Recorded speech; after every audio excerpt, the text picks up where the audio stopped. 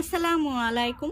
তো বন্ধুরা, আজকে আমি মাত্র একটি ডিম দিয়ে দারুণ মজার নরম তুলতুলে ভ্যানিলা স্পঞ্জ কেক তৈরি করে দেখাবো, একদম সহজে যে কেউ বানিয়ে নিতে পারবেন।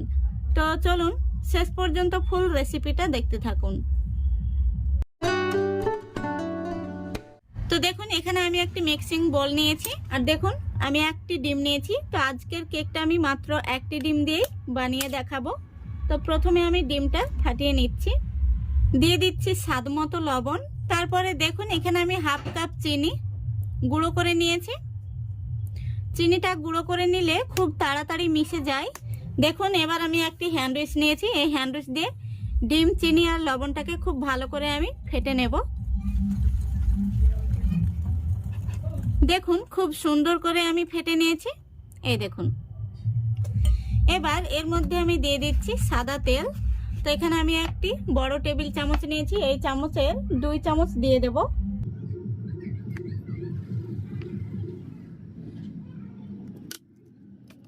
আবারও আমি তেলটা সমেত খুব ভালো করে ফেটে নেব, যাতে তেলটা খুব সুন্দরভাবে মিশে যায়।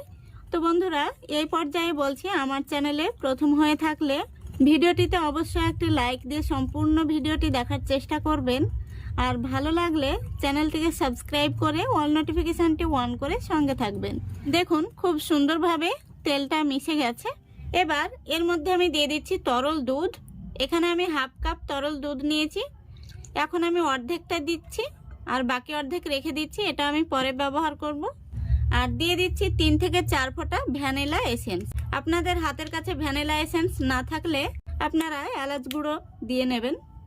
আবারও আমি খুব সুন্দরভাবে দুধ আর ভ্যানিলা এসেন্স মিশিয়ে নিচ্ছি। দেখুন খুব সুন্দরভাবে মিশে গেছে। এবার আমি দিয়ে দিচ্ছি 1 কাপ ময়দা। ময়দাটা আমি আগে থেকে চেলে নিয়েছি, আপনারা অবশ্যই চেলে নেবেন। আর 2 চামচ দিয়ে দিচ্ছি ময়দা। তো বন্ধুরা, আজকের কেকটা আমি 1 কাপ ময়দা আর 2 চা চামচ ময়দা দিয়ে বানিয়ে দেখাবো। তো দেখুন এবার আমি খুব ভালো করে মিশিয়ে নেব। হ্যান্ড উইচটা এইভাবে একটা সোজাতেই ঘোরাতে হবে, 2 দিকে ঘোরাতে যাবেন না, নইলে দলা পেকে যাওয়ার সম্ভাবনা থেকে যাবে। দেখুন আমি যে বাকি দুধটা রেখেছিলাম, সেই দুধটা আমি এখন অল্প অল্প করে দেব আর সুন্দর করে একটি ব্যাটার তৈরি করে নেব। দেখুন খুব সুন্দরভাবে আমি ব্যাটারটা তৈরি করে নিয়েছি, এই দেখুন। দেখুন দিয়ে দিচ্ছি 1 চামচ বেকিং পাউডার আর হাফ চামচ দিয়ে দিচ্ছি বেকিং সোডা। এবার এর মধ্যে আমি দিয়ে দিচ্ছি 1 টেবিল চামচ মতো তরল দুধ, এতে করে সুন্দরভাবে কিন্তু রিঅ্যাক্ট করবে। এবার খুব সুন্দরভাবে আমি মিশিয়ে নেব। দেখুন ব্যাটারটি আমি খুব সুন্দরভাবে ফেটে নিয়েছি, এই দেখুন।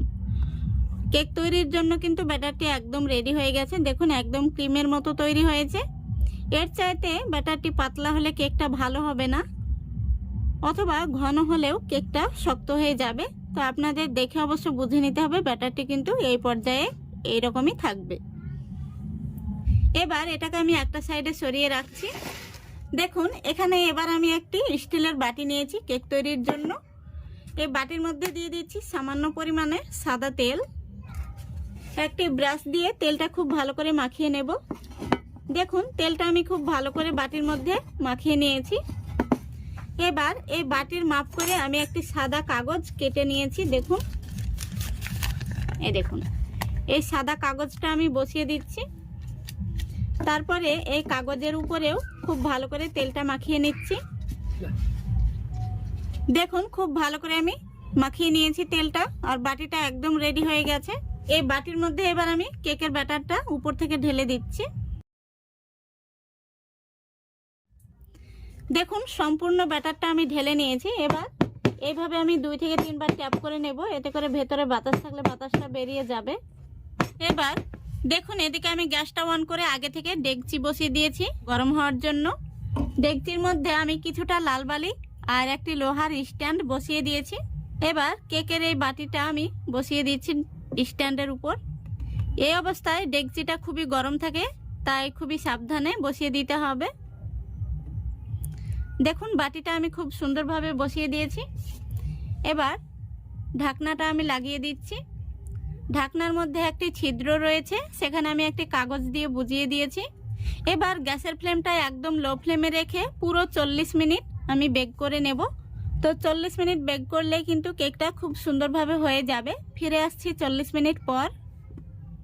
তো বন্ধুরা পুরো 40 মিনিট হয়ে গেছে। এবার আমি ঢাকনাটা খুলে দেখে নেব কেকটা কেমন হয়েছে। তো দেখুন কেকটা কতটা ফুলে উঠেছে। এবার আমি একটি কাঠি দিয়ে দেখে নেব কেকটা ভেতর থেকে হয়েছে কিনা। দেখুন কাঠিটা একদম পরিষ্কার বেরিয়েছে, তার মানে কেকটা পারফেক্ট হয়েছে। এবার আমি গ্যাসটাকে অফ করে দিচ্ছি। তারপরে দেখুন আমি কেকের বাটিটা বের করে নিচ্ছি। বাটিটা আমি এইভাবে বের করে কিছুটা ঠান্ডা করে নেব, তারপরে আপনাদের দেখাচ্ছি। দেখুন বন্ধুরা কেকটাকে আমি কিছুটা ঠান্ডা করে নিয়েছি। এইভাবে কিন্তু হাত দিয়ে একটু টান দিলেই কেকটা দেখুন সাইডটা আলগা হয়ে যাচ্ছে। কেকটাকে আমি একটি থালার মধ্যে বের করে নিচ্ছি। দেখুন কত সহজে কেকটা বের হয়ে চলে এলো। আমি যে কাগজটা দিয়েছিলাম সেই কাগজটা তুলে নিচ্ছি। কেকটা আমি আপনাদের কাছে থেকে দেখিয়ে দিচ্ছি। দেখুন, আশা করি দেখে আপনারা বুঝতে পারছেন কতটা নরম তুলতুলে হয়েছে আর কতটা স্পঞ্জি হয়েছে। দেখুন কেকটা আমি আপনাদের কেটেও দেখিয়ে দিচ্ছি।